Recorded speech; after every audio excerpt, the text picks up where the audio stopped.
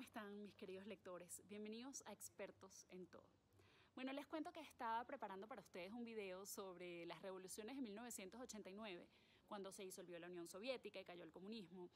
Y me puse a pensar que, aunque esos procesos tienen lecciones valiosísimas para nosotros, en Venezuela, en la región, donde quiera que estemos en realidad, y de donde quiera que seamos, lo cierto es que para poder entender o reflexionar bien sobre esos procesos, es importante tener claro la naturaleza de ese régimen soviético y cómo se instaló, cómo llegó al poder.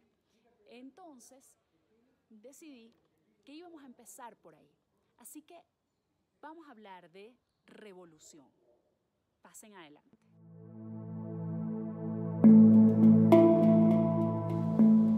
Vamos a comenzar por definir qué es una revolución.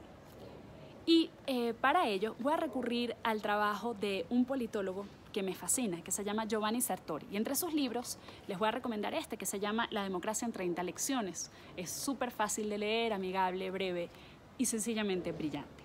En este libro, Giovanni Sartori comparte con nosotros esta definición de revolución. Revolución es una sublevación desde abajo, pero no es una pura y simple rebelión. Tiene que ser una sublevación guiada por un proyecto y por ideales que transforman no solo el sistema político, sino también el sistema económico y social. Por tanto, una revolución se caracteriza por la violencia y por una ruptura, digamos, proyectada con el pasado. Con esta definición de revolución en mente, vamos a situarnos en Rusia antes de la revolución, es decir, antes del año 1905. Tenemos que tomar en cuenta que Rusia era un país muy distinto a los demás países europeos. El primer código legal apareció en el año 1830, las cortes en 1860 y realmente los primeros órganos representativos de los ciudadanos, un parlamento como tal, en 1906, es decir, después de la primera revolución. En este sentido, Rusia estaba muy por detrás de todo el movimiento liberal que se estaba dando en el resto de Europa. Estaba sumamente atrasado. Y esto tuvo un impacto y se notó mucho cuando perdió una guerra contra Occidente, una guerra de Crimea. Lo que sucedió también es que los zares, durante los siglos XIX y lo poco que gobernaron durante el siglo XX, prácticamente nada, tomaban decisiones sumamente tímidas, guiadas más por el miedo a perder el control autocrático que con una visión de poner al país a la altura política e institucional del resto de Europa. Ellos sentían que si perdían la autocracia, entonces iban a perder su estatus de superpoder. Y lo que terminó por suceder fue todo lo contrario. Entonces, digamos que desde Pedro el Grande, Rusia había sido un superpoder. Y esto ya se estaba perdiendo por ese aislamiento, esa visión de querer controlarlo todo y de no estar a la altura de esos cambios políticos y sociales y de reconocimiento de los derechos universales, como se estaba dando en otros países, incluso países monárquicos y no del todo democráticos. Les pongo un ejemplo, en Rusia no existía la propiedad privada, ni siquiera para los nobles, todo era del Estado. Y estas son cosas que afectaron definitivamente los sucesos que vinieron a principios del siglo XX. Los dos factores decisivos en los acontecimientos de la Revolución Rusa fueron la industrialización y la creación de las universidades. Porque una vez que esos dos procesos comenzaron, ya digamos que ese deseo de convertir a Rusia en un país más moderno, de derechos universales, políticos, de estar a la altura de esos cambios, ya se convirtió en algo indetenible. El problema fue que lejos de aprovechar o de que esa oportunidad se desarrollara hacia un cambio democrático, institucional, como en otros países de Europa, pues lo aprovechó el totalitarismo y vino el comunismo y ya sabemos lo que es la historia, que es de lo que vamos a hablar hoy acá. En el año 1905 es cuando se da la primera revolución y lo que sucedía en este momento es que había un estado de agitación total, casi de ingobernabilidad en Rusia, porque había muchísimo descontento, había una ola de terrorismo, disturbios y había toda clase de protestas. Algunas iban dirigidas directamente hacia el gobierno, es decir, hacia el zar Nicolás, para expresar su descontento con sus medidas y con su autocracia. Él había, digamos, él había recogido algunas de las medidas liberales que habían dado algunos de sus antecesores, cosa que fue un error total, huelgas y trabajadores, pero algunas eran, digamos, como para aprovechar motines militares que estaban como dirigidos por nadie, el paso que se quería dar en cierta forma era también hacia la anarquía. Entonces, viendo esta ola y esta crisis de gobernabilidad, el zar Nicolás II decide que va a abrir el país hacia la representatividad y se crea por fin una monarquía constitucional, un órgano constitucional. Y ese órgano se conoce como la Duma, que es el equivalente a un parlamento. A partir de entonces, los bolcheviques, ¿verdad?, que son los radicales de extrema izquierda, ya pueden militar abiertamente, porque hasta entonces está prohibido. ¿Okay? Entonces ya a partir de 1905, 1906, ya los bolcheviques pueden militar abiertamente. Bolcheviques quiere decir mayoría. También pasaron a militar abiertamente otro grupo muy importante, pero una minoría, los mencheviques. De hecho, menchevique quiere decir minoría. Los mencheviques eran más moderados. Ahora, es una cosa que es súper importante tener en cuenta. Estos partidos estaban compuestos casi todos por intelectuales.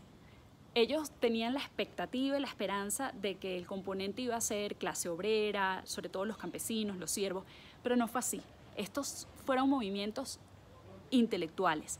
¿Se recuerdan cuando les dije que la industrialización y las universidades fueron factores determinantes? Bueno, las universidades que crean pensamiento crítico e intelectuales. Y estos fueron los que conformaron estos dos partidos que jugaron un papel histórico y decisivo en el futuro de Rusia.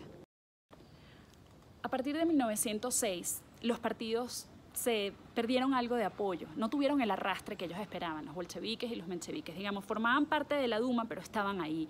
Y todo, entre comillas, se tranquilizó, pero como en una especie de calma tensa.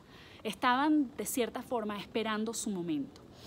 Esto comenzó a llegar a partir de 1914, cuando llegó la Primera Guerra Mundial.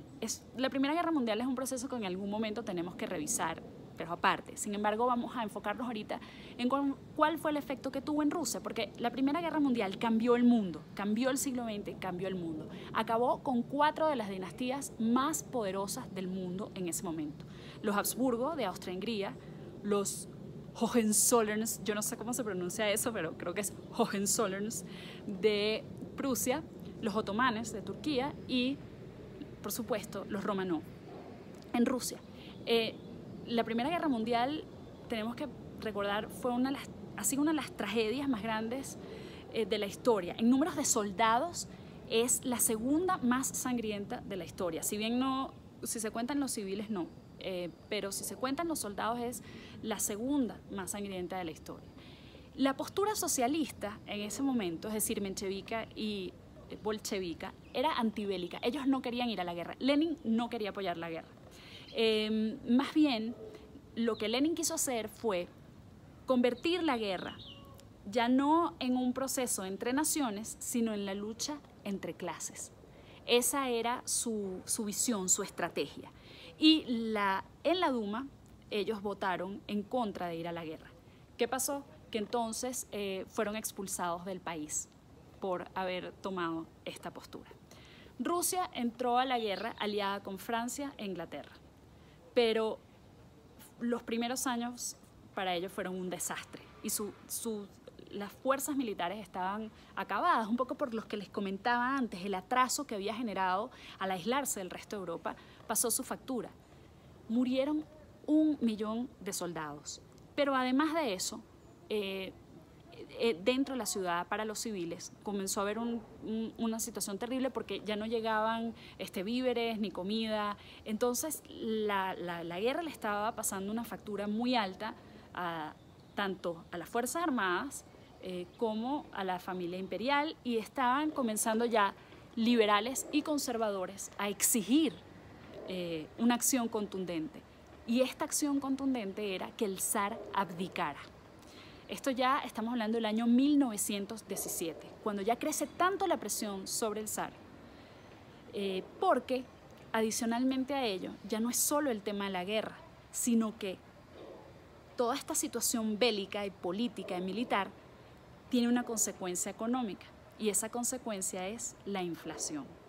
Y ya una vez que se da este contexto y que se dan todos estos factores, al zar, no le queda más remedio que abdicar. En marzo de 1917 hay una revuelta en una prisión en Petrogrado. Y básicamente lo que había pasado ahí es que el ejército, como se estaba quedando sin reclutas, empezó a reclutar adultos mayores. Y estos se rebelaron cuando se vieron obligados a disparar a civiles y no quisieron disparar a la población.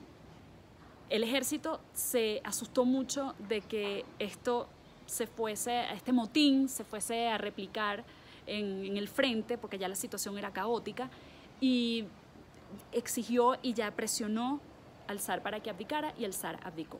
Entonces el gobierno lo asumió un gobierno provisional. Pero mientras tanto, mientras este gobierno provisional, que era, digamos, una mezcla de militares, de conservadores, de liberales, asume el poder, mientras tanto, en Petrogrado se forma el primer soviet, y está formado por mencheviques y por bolcheviques. ¿Y cuál era la función o la función, el objetivo de este soviet? Era vigilar a este gobierno provisional que consideraban burgués.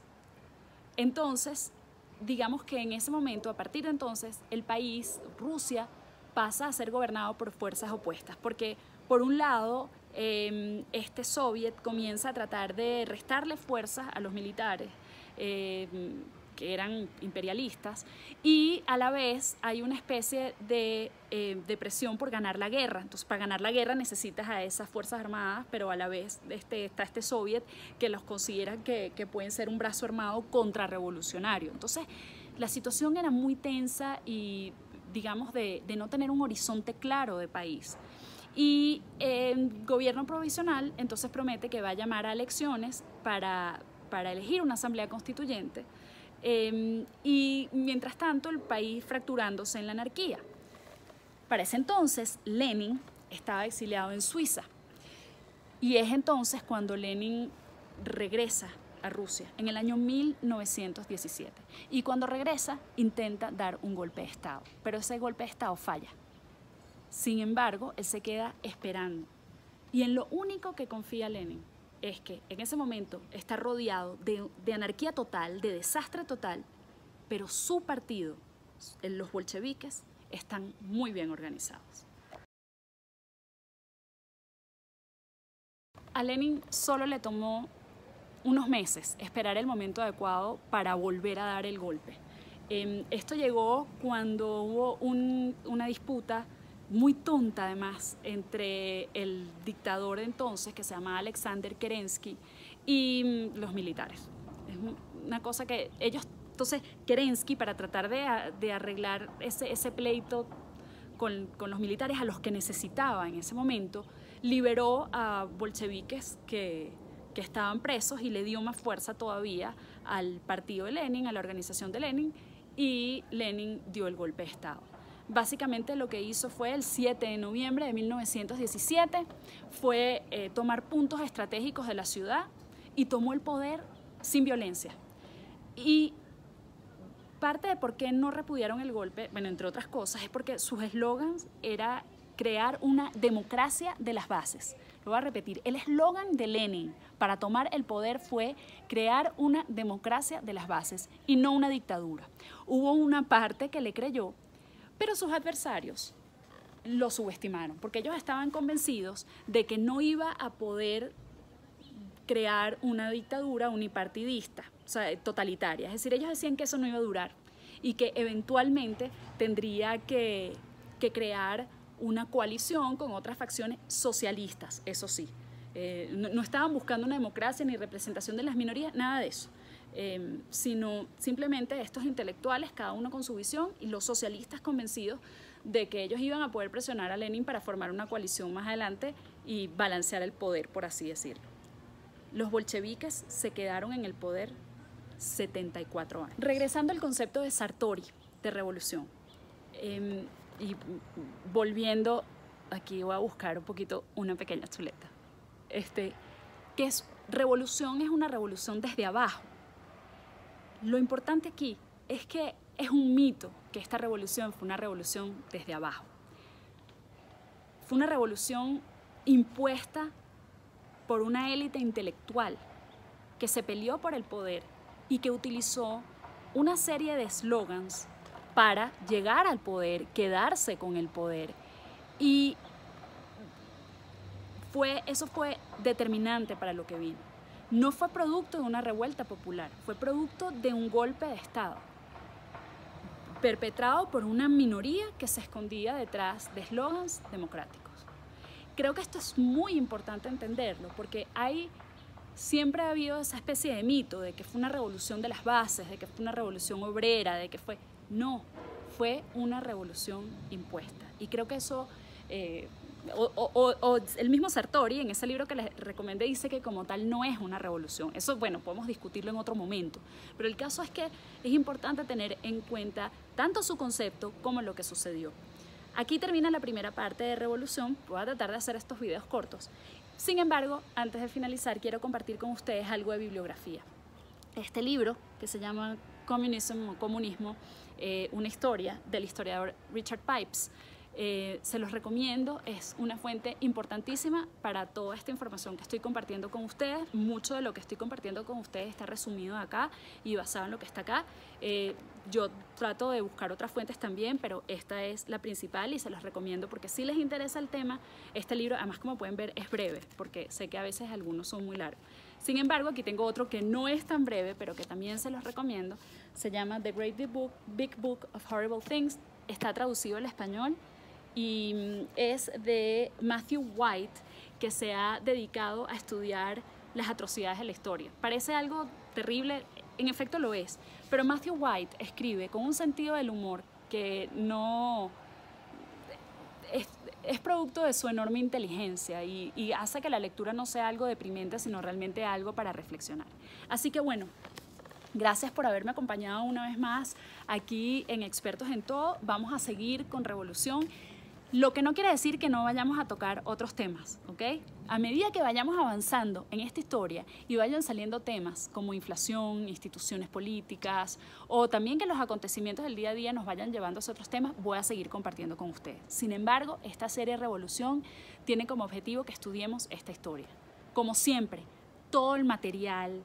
Si tienen alguien que quieran que yo entreviste, quien le pregunte, que sepa muchísimo, por supuesto, todo eso es bienvenido. La idea de Expertos en Todo no es compartir una visión única, sino que entre todos nos retroalimentemos. Lo que yo comparto aquí es el resultado de lo que yo aprendo, de mis investigaciones, pero aprender es algo que no se acaba nunca. Gracias por acompañarme y nos seguimos viendo por aquí por el canal.